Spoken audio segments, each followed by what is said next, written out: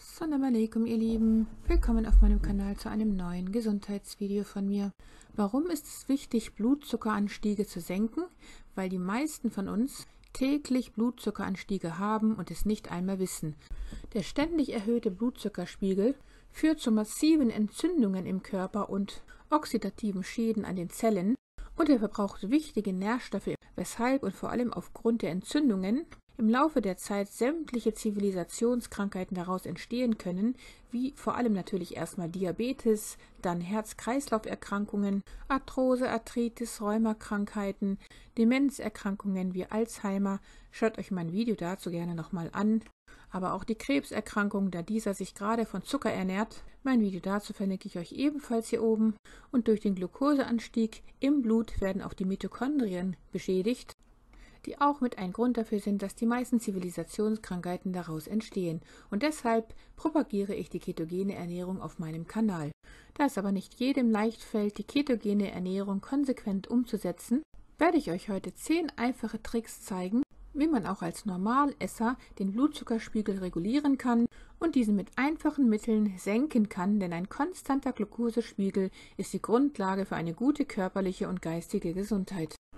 Erstens, die Lebensmittel in der richtigen Reihenfolge essen. Wissenschaftliche Studien haben gezeigt, dass wir den Blutzuckeranstieg um bis zu 75% senken können, wenn wir die Bestandteile einer Mahlzeit in einer bestimmten Reihenfolge zu uns nehmen. Wenn wir also während einer Mahlzeit zuerst das Gemüse, also die Ballaststoffe essen, dann die Proteine und die Fette und zuletzt erst die Kohlenhydrate, also Stärke und Zucker, heißt Nudeln, Reis, Brot, Kartoffeln und so weiter, können wir den Glukoseanstieg unserer Mahlzeit also um bis zu 75% reduzieren. Das ist also ein einfacher Ansatzpunkt, wenn wir das nächste Mal eine Mahlzeit vor uns haben. Und dieser Trick funktioniert deshalb, weil das Gemüse, wenn wir es zuerst essen, dank all der Ballaststoffe, die es enthält, ein starkes Schutznetz in unserem Darm bildet. Und dieses Netz verlangsamt dann, wie schnell Glukosemoleküle aus später aufgenommenen Kohlenhydraten in den Blutkreislauf gelangen. In dieser Grafik sehen wir, wenn wir zuerst den Brokkoli, dann den Tofu und dann am Ende den Reis essen, ist dieser Anstieg viel kleiner, als wenn wir den umgekehrten Trick anwenden würden. Und deshalb isst man auch den Nachtisch am Ende. Hack Nummer 2. Gemüsevorspeisen reduzieren den Glukoseanstieg der darauffolgenden Mahlzeit. Das Ziel ist, dass die vegane Vorspeise etwa 30% der Mahlzeit ausmacht.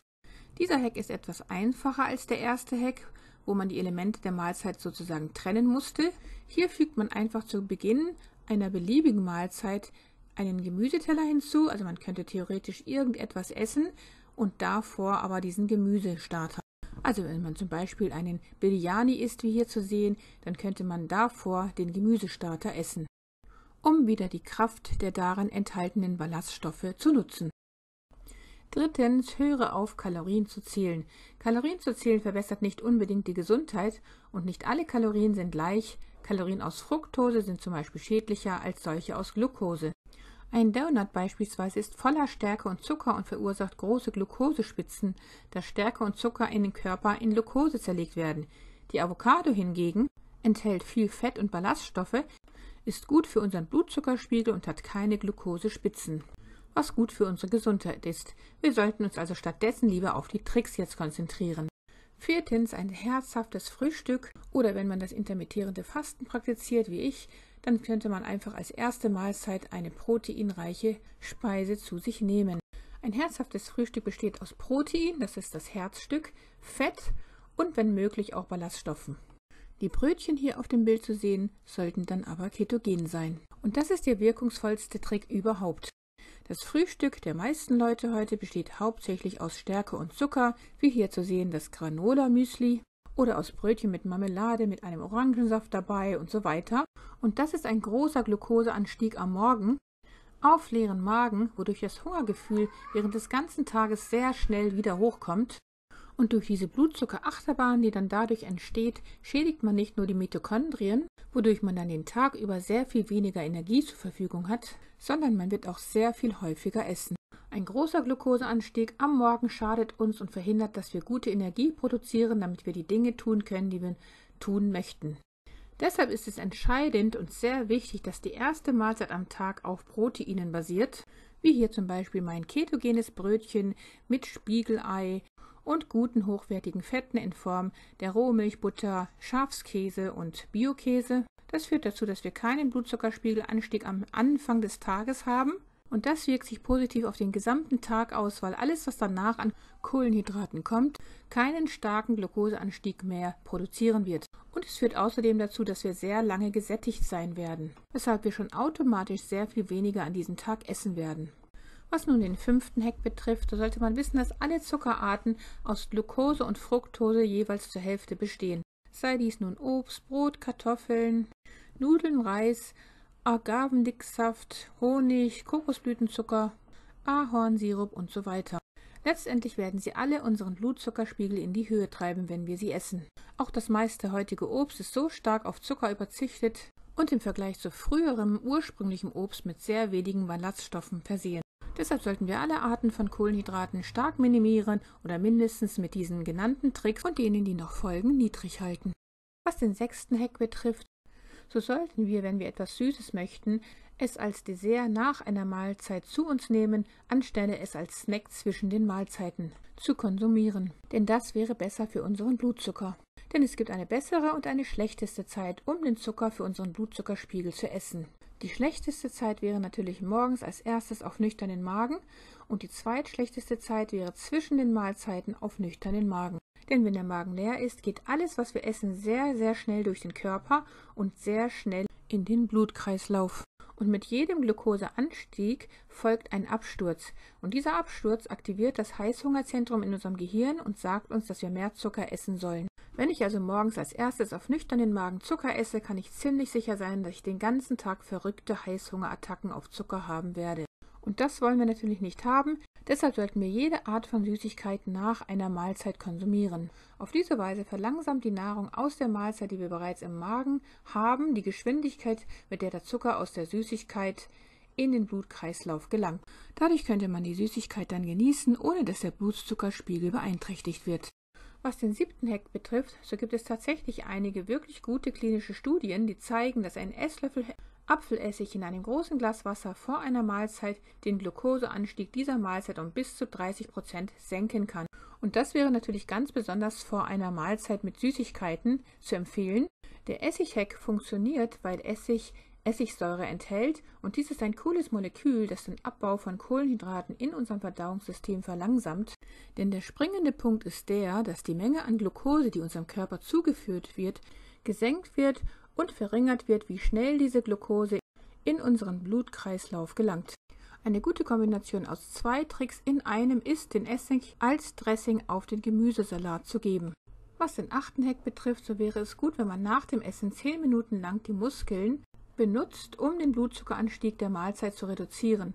Beispiele jetzt spazieren gehen, aufräumen, Waden heben und so weiter. Denn je mehr und stärker ein Muskel sich zusammenziehen soll, desto mehr Glucose benötigt er dafür. Und das können wir zu unserem Vorteil nutzen, ob wir dazu nun 10 Minuten spazieren gehen oder einfach die Wohnung aufräumen. Die Bewegung wird in jedem Fall den Blutzuckeranstieg der Mahlzeit reduzieren. Wie ich in Hack Nummer 6 über Nachtisch versus süßen Snack erwähnt habe, sollten wir Zucker zwischen den Mahlzeiten wirklich vermeiden, denn das würde die Glukoseachterbahn in Gang setzen. Wenn wir also zwischen den Mahlzeiten wirklich hungrig sein sollten, dann sollten wir etwas Herzhaftes essen, statt etwas Süßes. Hier in dem Fall sind das meine ketogenen Thunfischbrötchen. Das Video dazu kann ich euch gleich mal hier oben verlinken, denn die sind wirklich köstlich. Und das Video hier zu meinen ketogenen Chips kann ich euch unten in der Infobox verlinken. Herzhafte Snacks geben uns Energie, pikante Snacks enthalten Proteine, gesunde Fette und Ballaststoffe. Kohlenhydrate sind Stärke wie Brot, Nudeln, Reis, Kartoffeln, Hafer und so weiter, Stärke und Zucker. Zucker ist alles, was süß schmeckt, von Äpfeln bis zu Schokoladenkuchen. Jedes Mal, wenn wir Kohlenhydrate essen, also wenn wir sie pur essen, verursachen sie einen Glukoseanstieg. Was wir stattdessen tun sollten, ist, ihnen etwas Fett, Protein und Ballaststoffe hinzuzufügen, um zu verringern, wie schnell die Glucose aus diesen Kohlenhydraten in unseren Blutkreislauf gelangt. Schokoladenkuchen allein ist also beispielsweise keine gute Idee, es sei denn, er wäre jetzt ketogen. Aber wenn wir etwas ungesüßte Sahne oder Sahne mit Erythrit Stevia hinzugeben würden oder griechischen Joghurt, also Fett oder Proteine, dann kleidet man ihn damit sozusagen und das wird den Anstieg des Blutzuckerspiegels durch den Schokoladenkuchen verringern. Oder wenn man zum Beispiel Mandeln zu Rosinen hinzugibt, also das sogenannte Studentenfutter, dann verringert man den Glukoseanstieg der Rosinen. Oder man gibt in ein Nudelgericht zum Beispiel Hähnchen und Ballaststoffe und etwas Käse. Damit wird verlangsamt, wie schnell die Nudeln in Glucose umgewandelt werden und wie schnell die Glucose in unseren Blutkreislauf gelangt. So kann man also einige Hacks kombinieren oder auswählen. Beim Schokoladenkuchen wendet man entweder den Dessert-Hack an und isst ihn nach dem Essen, oder man zieht ihm etwas Kleidung dazu an und oder trinkt vorher den Apfelessig, bewegt sich hinterher und so weiter und so fort. Das Beste wäre natürlich nach wie vor, dass man die ketogene Ernährung konsequent praktiziert, und das ist ja nicht so schwer, wie man denkt, denn dazu gibt es schon sehr viele Rezepte auf meinem Kanal, die auch köstlich schmecken, idealerweise sogar in Kombination mit dem intermittierenden Fasten, damit man wirklich in die Ketose kommt und dort auch bleibt und somit vor ungesunden Blutzuckeranstiegen komplett verschont wird. Wer das jedoch nicht konsequent schaffen sollte oder wer ab und zu einfach mal nur einen Cheat Day einlegen möchte, für den sind diese 10 Hacks eine tolle Alternative, um den Blutzuckerspiegel unter Kontrolle zu halten und vor schädlichen Blutzuckerschwankungen verschont zu bleiben und somit auch vor Entzündungen im Körper und damit einhergehend sämtlichen Zivilisationskrankheiten. Liebste Grüße, Salam Aleikum, eure Mariam.